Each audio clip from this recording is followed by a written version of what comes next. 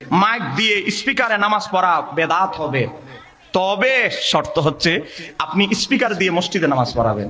মানুষ হলো এক কাতার, বলেন মানুষ হলো, জোরে বলেন না, মানুষ হলো এক কাতার। এখন স্পিকার দরকার আছে?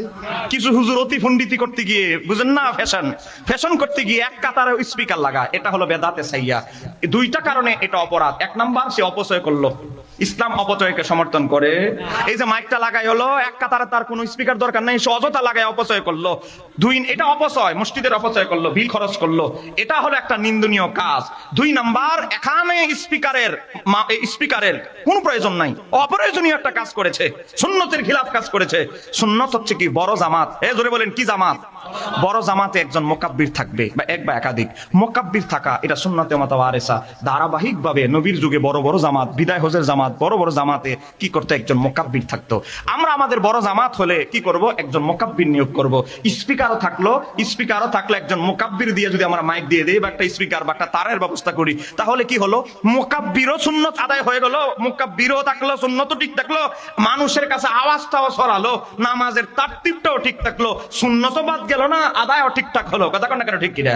এটা হলো জামাতের মাসালা। আপনারা শুনলেন জনাব মুফতি শহীদুল্লাহ বাহাদুর সাহেবের বক্তব্য। তিনি বললেন এক কাতারের জন্য লাউডস্পিকার ব্যবহার করা বেদাতে সাইয়া। আমি মুফতি শহীদুল্লাহ সাহেবকে প্রশ্ন করব, শহীদুল্লাহ সাহেব, বড় জামাতের জন্য স্পিকার ব্যবহার করার বিধানটা কোথায় পেলেন? এটা কার সুন্নত?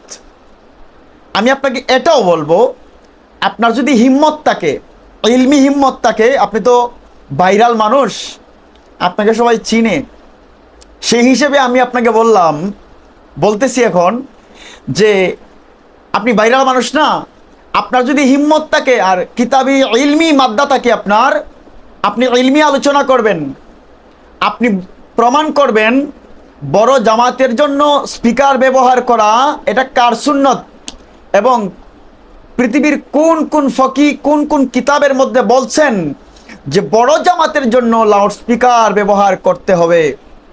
আপনি মুকাব্বিরের কথা বলছেন, আলহামদুলিল্লাহ, সত্য কথাটাই বলছেন। মুকাব্বির দিয়ে তখন বড় জামাতের জন্য এটা সুন্নত, কিন্তু লাউডস্পিকার কার সুন্নত? লাউডস্পিকার ব্যবহার করার বিধানটা আপনাকে কে দিয়েছে? কোথায় পেলেন? তো নামাজের মধ্যে নিজের ব্যক্তিগত চিন্তা ভাবনা করে যদি ইবাদত করেন, ইবাদত কি সহি হবে? প্রশ্ন আপনাকেই করলাম, মুফতি শহীদুল্লাহ বাহাদুর সাহেব, কোন কোন ফকি কোন কোন কিতাবের মধ্যে বলেছেন বড় জামাতের জন্য লাউডস্পিকার ব্যবহার করতে হবে? আপনি একটু পরিষ্কার করে জাতিকে এবং আমাদেরকে জানিয়ে উপকৃত করবেন। ইনশাল্লাহ আমরাও বড় জামাতের জন্য লাউডস্পিকার ব্যবহার করব।